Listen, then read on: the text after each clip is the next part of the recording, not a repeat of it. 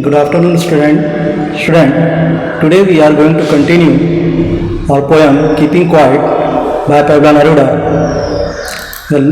The last two modules we have studied about its two part, and also we have discussed the points of keeping quiet. As Pablo Neruda, he insists of keeping quiet, and there is a message behind to keep quiet that we'll discuss also today. So first, today's part is part 3 that we are going to explain.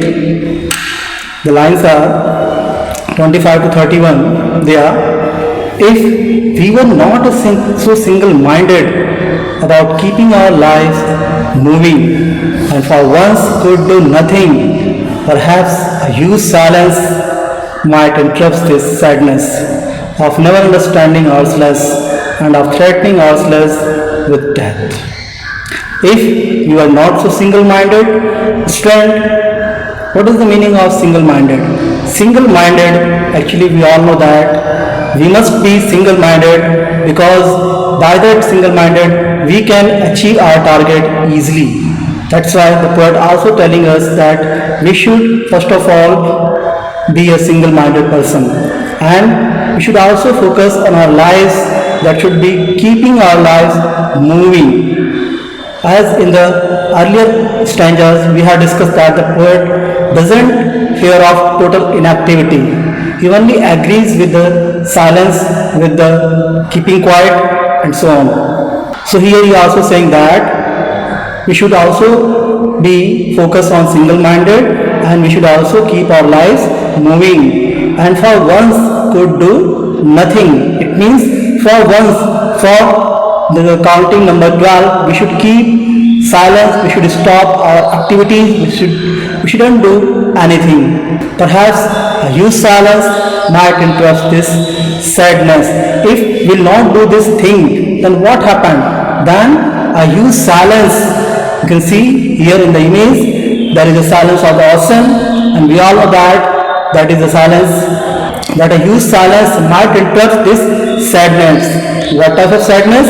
The sadness here refers to man's sadness is formed out of his own actions and thoughts.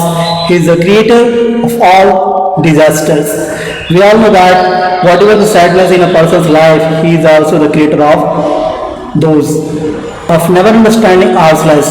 If you will not do these things, if you will not be single-minded, then in our complete life there will be a excuse that we didn't understand ourselves and of threatening ourselves with death. We also know that death, it's a real truth that we can't deny, and that is a universal truth that we have to accept. So after all, by these lines the poet wants to focus on being single-minded. And we should keep our lives moving. We shouldn't stop our lives. No, we should keep moving on. And for once could do nothing. We should stop our activities only for once, only by counting up to 12 to introspect ourselves.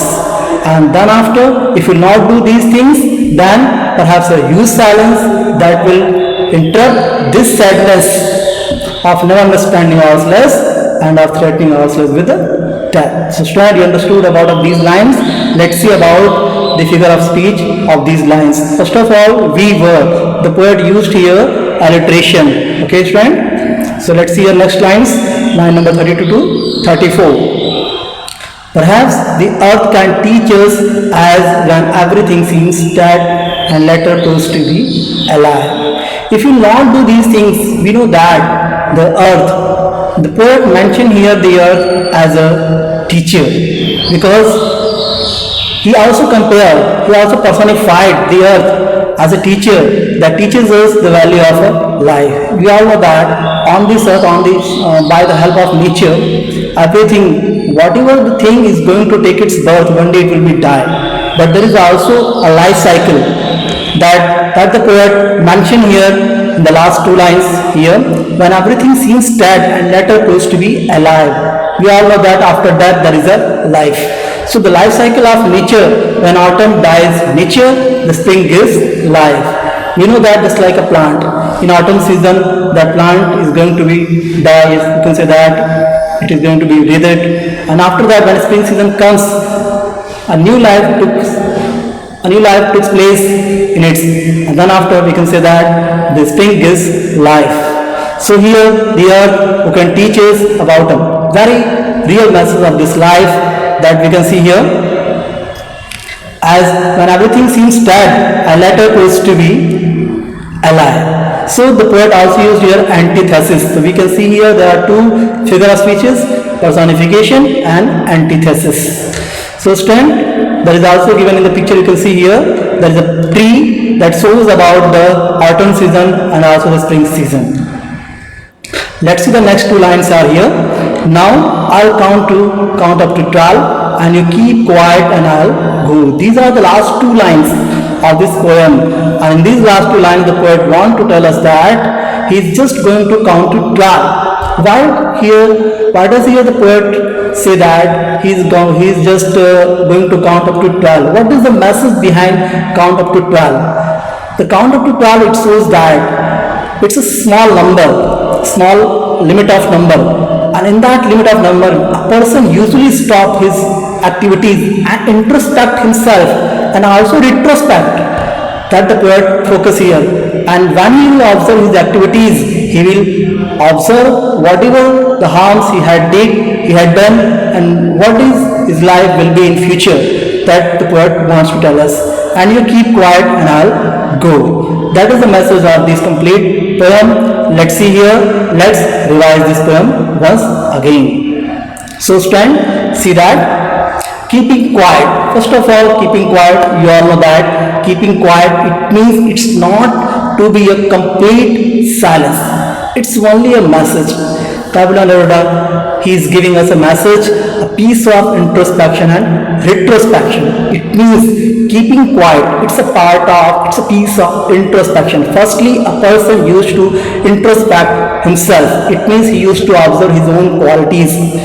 What are the drawbacks he had? He should improve them, and also he should observe his retrospection. It means the task he had did. The lines we know very well that the fisherman would observe his activities. He would not harm the wells, and also the salt gatherers would look his hard sand. These lines also is just telling about the retrospection. It means a person usually observe his own activities, his own drawbacks, whatever the harms he had did with this earth, with this nature, that we'll see by this line. So hope you understood this line.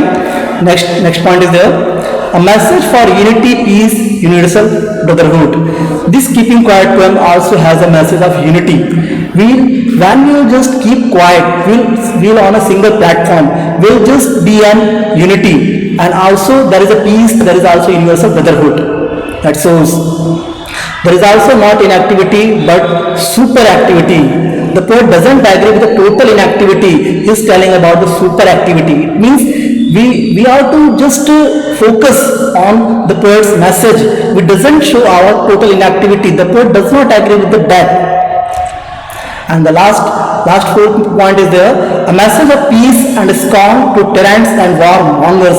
The person who is always agree with the war. The poet also telling to them that they should stop such a war like a green war with the gas, war with the fire. We should stop all type of wars, because whatever the war, what did we have? We have only victory, but in that victory we had no survival. It means we should stop such type of wars.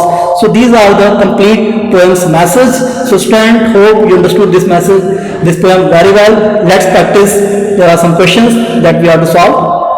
What is the sense or message of the poem? Introspection and retrospection to be more peaceful and be in harmony, to prosper, to be happier, to reach out more people. So the right answer is A, introspection and retrospection to be more peaceful and be in harmony. Second question, what does the earth symbolize?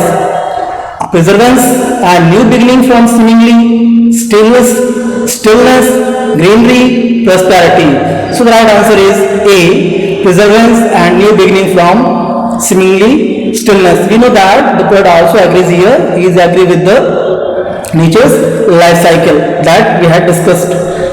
Next one. What symbol from nature the poet uses to prove that keeping quiet is not total inactivity? The poet You can see that the poet used the symbol of nature and earth to just understand, to just agree on the point of keeping quiet is not total inactivity. Let's see the next question. What are the different kinds of wars mentioned in the poem? Wars against humanity, wars against nature, wars with gases and fire, all these. Right answer is all these. Next one, what can human beings learn from nature? Beauty, keeping quiet, to be happy, working with silence. You know that, working with silence. The last one, how does the poet perceive life? As stillness, as silence, a noisy place, a continuous evolution of nature. The right answer is a continuous evolution of nature. So students, hope you understood this poem very well and you enjoyed also. There is an assignment that you have to do at your home. What do people pursue single-mindedly, which is the better course of the poet suggests? Second, what can the earth teaches us? What do man become sad? How can this sadness be overcome? And the last one, under the apparent stillness there is life. Justify this statement, give an example from the poem Keeping Quiet. So students, hope you enjoyed this poem very well. See you soon. Thank you. Thanks for watching.